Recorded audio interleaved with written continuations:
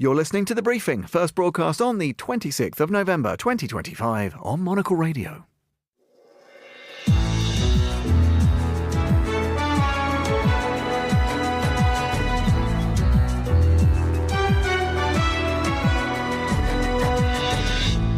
Hello and welcome to The Briefing, broadcasting to you live from Studio One here at Midori House in London. I'm Tom Edwards. Coming up on today's programme, questions over US bias in favour of Russia. Monocle's Ukraine expert, Julia Jen, joins me today to explain the situation and bring us up to date. What's the latest, Julia? Well, we had an extraordinary phone call leaked between Steve Witkoff and his Russian negotiator. So Ukraine and Europe really grappling with how to move forward. We'll bring you some reflections on life, art and collecting from a special guest who dropped by the Monocle Weekender, which took place in Abu Dhabi this past weekend. When I traveled for business, I always make sure to leave an extra day to visit museums or art galleries. More from the great Ellie Curry later. And if you thought moving house was a nightmare, how about moving a whole national archive? We'll be heading to Rotterdam to find out more. All that and more ahead here on The Briefing with me, Tom Edwards.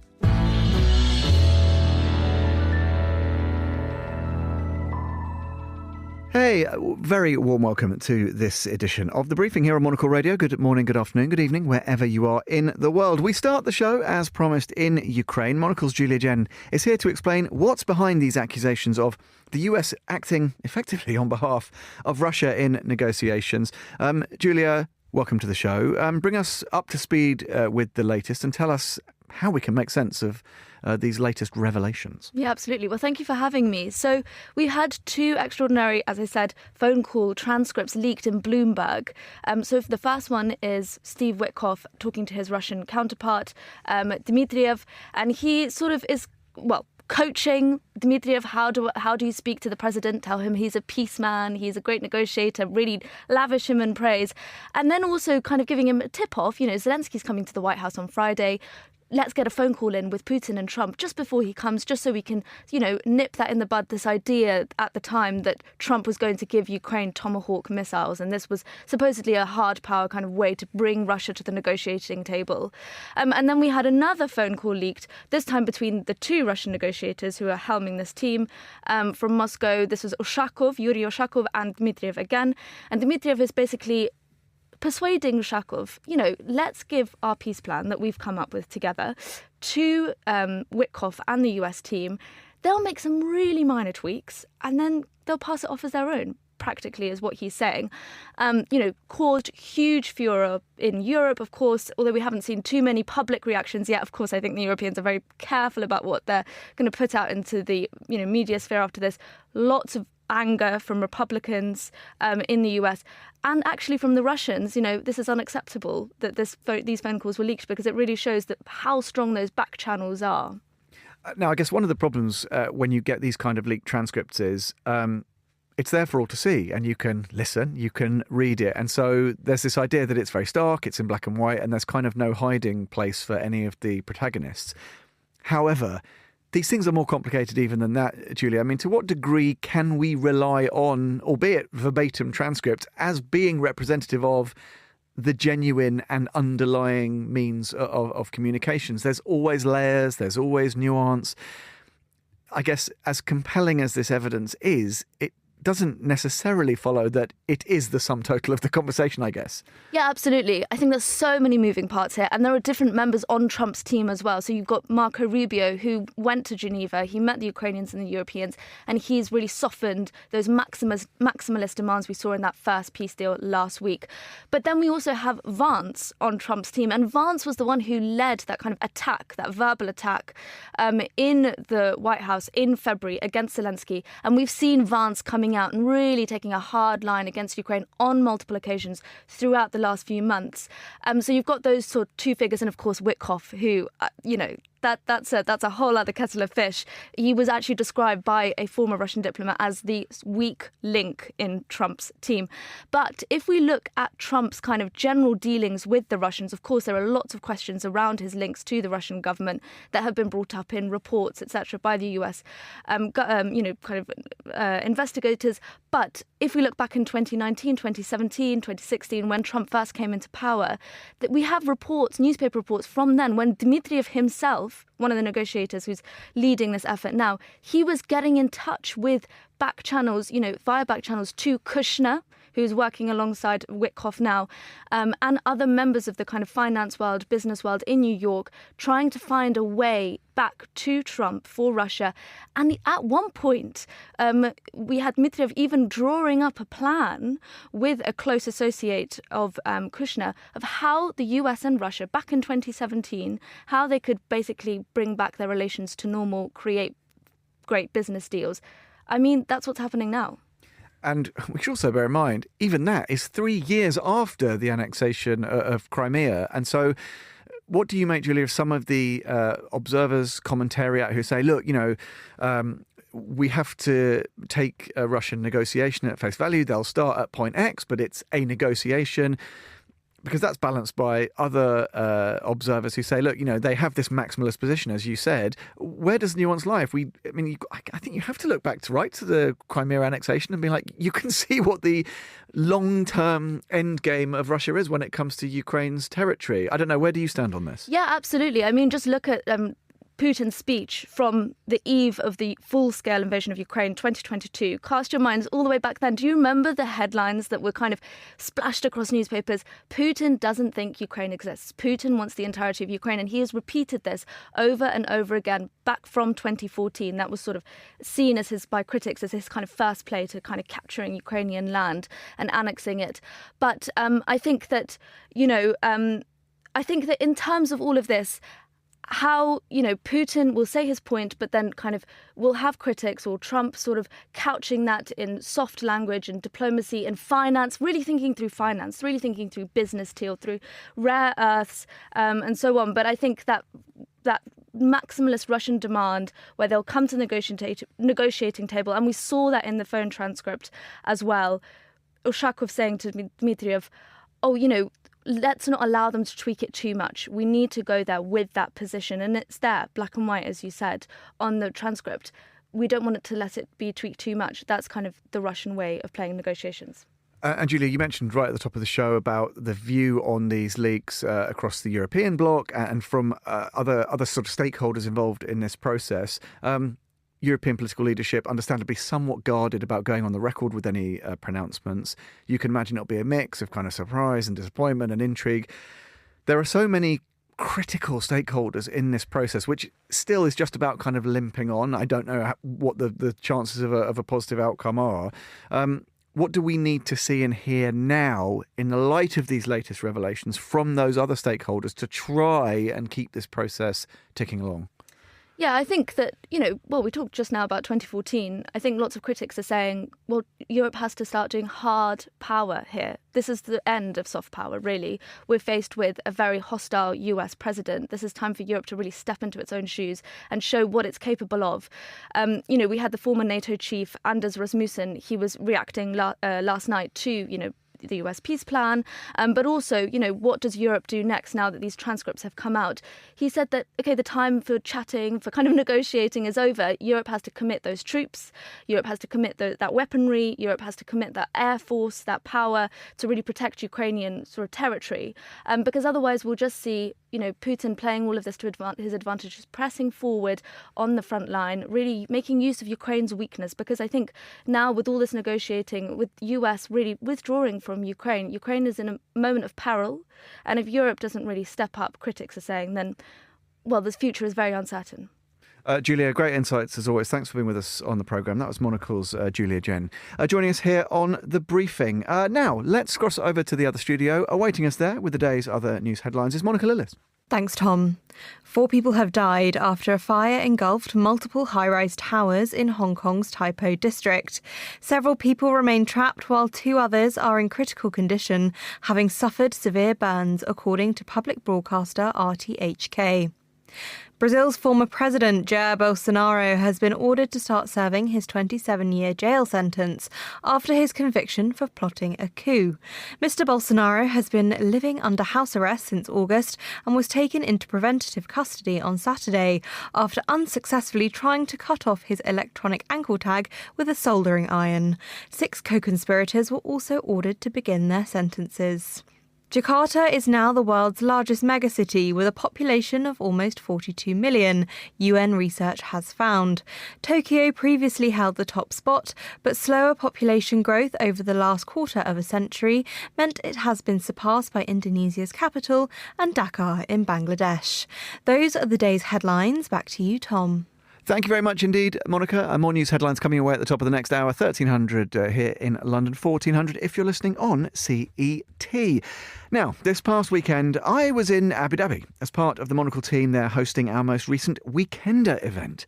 Our Weekenders offer delegates unique access to inspirational people and extraordinary places, with plenty of impeccable hospitality in the mix too, as well as great conversation, sensational dining and plenty of fun. We also invited some local luminaries to join us for some breakfast time conversations around the Monocle Radio mics at our base for the weekend at the Park Hyatt on Saadiyat Island. Amongst our visitors was the great Eli Khoury, former Omnicom boss turned serial investor and collector. We chatted about his life and career and the making of his family office base in the UAE. I began by asking Eli about the origins of his passions for collecting art and design.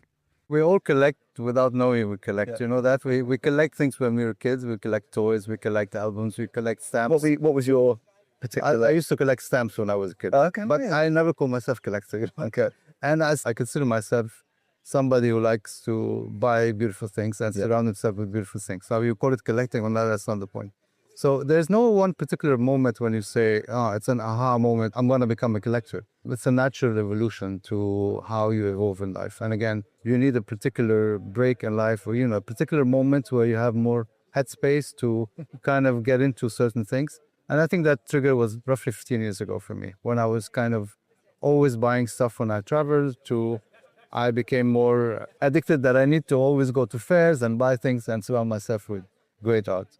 And that's really interesting because I sense you've always been quite busy, to put it lightly. I think so. So you have to actively ensure that you're creating that space to explore those passions, because presumably that also helps your professional work or your investments, because you've got this broader perspective. You feel inspired every time you see something. Yeah. But do you have to work hard to allow yourself that bandwidth to enjoy those expressions? No, you never work hard to appreciate beautiful things. I think we all need a moment of, what you say in French, détente, relaxation.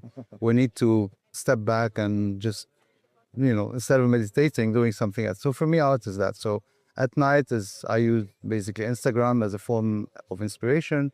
When I traveled for business, I always make sure to leave an extra day to visit museums or art galleries. So there's a bit of effort, but that's an effort which is, pays you back in terms of inspiration, ideation, and relaxation also. Let me ask you about, to change tack slightly, in terms of your investing story, are there similarly shared values, you think, threads that run through the businesses, the partnerships that most inspire and excite you? Yeah. What are some of those typical values? Look, if there are any. Typically, there are values. I mean, the common thread is curiosity. I mean, I always, curiosity is a thread that exists in everything that I do. So my background is advertising, and I came here as a young kid, and I started my career in advertising, and I was an executive trainee. So I came here and I grew, and I've considered myself as a hybrid between an entrepreneur and a corporate person. And I think those people are very, they're very particular, because while you're building an institution and you're leading an organization, you always allow yourself a level of freedom in terms of how you do things creatively from an entrepreneur point of view. Yeah. And I've always been investing in things on the side when I was a corporate person. And that allowed me later to pivot when I wanted to leave the corporate world to get into a space where I'm more comfortable setting up what we call today a family office, which is basically a place where you collectively manage the things we enjoy investing in, basically. That's an important, differentiation. Can I just ask about that hybridity? Because that's super interesting to me, because many people say, and you can't be successful as a hybrid. You need to be one thing or another. You need to have clarity. You need to have focus. I strongly subscribe to this idea of the value of hybridity. And do you think that's another one of the things actually in UAE that is very positive, which is an interest in that hybridity, that intersectionality, rather than being very linear, very structured? Absolutely. There's a real curiosity again here about what happens at those edges. Do you think that's why this place works for you as well? Do you think? Absolutely. They support you, they encourage you to do things. I don't know of one person who's doing one thing at a time. Yeah. Everyone's here has 2 or 3 things they're doing. Yeah. A job, investments, is a startup they're part of. So I think this dynamism is what makes this space quite unique. Yeah. Talk to me about when people come and say to you, listen, we'd like you to be non-exec, we'd like you to be on our board. We want your advice. Do you love that conversation always? I guess it depends on who's asking. I love it because it's always nice to be appreciated. How do you look? Your time is scarce. How do you choose what you do? I choose one. It's the kind of company you're adding value to, the kind of people you're working with, and do you have time to do it or not? And again, so does it align with your values, culture, your point of interest? So if you come and tell me I want you as a non-exec on an petroleum company, I mean, thank you. I'm not interested. But tell me, come, on a design company or a real estate business, a hospitality business, those tick my boxes. And definitely I'll be much more interested. And just a final thought. It's interesting. Often when we speak to investors, say, and you talk about polarization in the world or geopolitical volatility, and investors say, look, volatility is where opportunity lies for good investors. If we look at culture through a similar prism, people talk about how much tension there is, or pressure to politicize cultural movements or cultural institutions. Do you think the same holds true, which is actually that at these moments of tension, that's the opportunity for the best creatives, the most joined up institutions to double down and build? Or is there a threat? Because people say some of these institutions, particularly in Europe, for example, or in the US, these institutions are under threat. Can you reassure us that there's an opportunity here?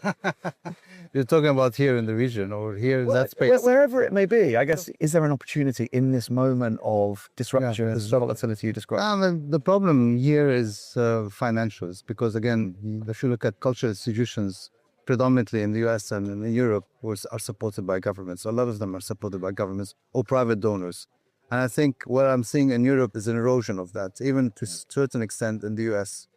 So I think this industry, the cultural sector, is under threat if you don't have enough funding that is coming from the private sector to compensate the reduced funding and by the government. So I think in this part of the world, that is not a problem that exists, because I think the government is going all in terms of building their cultural infrastructure and investing in culture. So are you optimistic about where we're all headed? I'm very optimistic about this region. I'm less optimistic about Europe, unfortunately. I'm seeing a decline in Europe. I'm seeing when I used to travel to Europe 10 years ago, 15 years ago, I used to see optimism. Today I go and see people that are depressed, people are sad, people that don't like living where they live. And I see the contrast in this part of the world. And I'm, happy to be part of that journey. That was the brilliant Eli Khoury, businessman, collector and all-round good egg, speaking to me at the Monocle Weekender in Abu Dhabi. You'll be hearing more interviews from our special sessions in the UAE across our programmes, or head over to monocle.com and have more of a listen. You're with The Briefing here on Monocle Radio.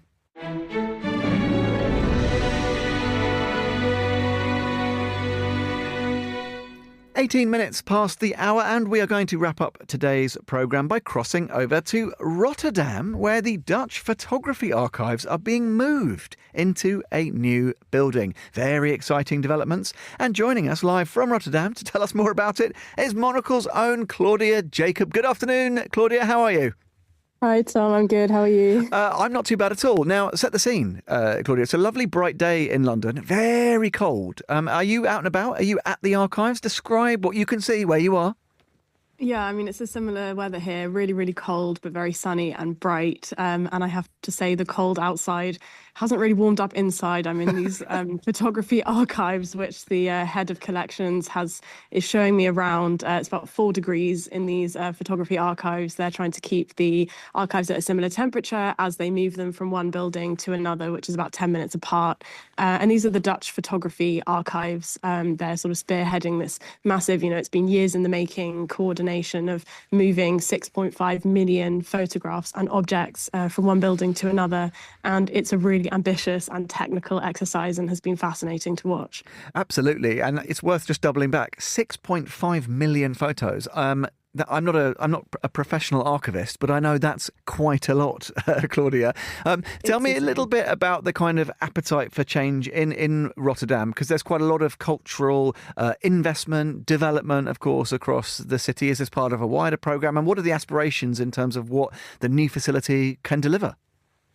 Absolutely. It feels like a really exciting, energetic time to be in Rotterdam. I mean, if you compare it to Amsterdam, obviously plenty of cultural cachet over there, but Amsterdam feels like a much more polished city. Rotterdam is sort of flattened during World War II. A lot of their historical buildings don't exist anymore.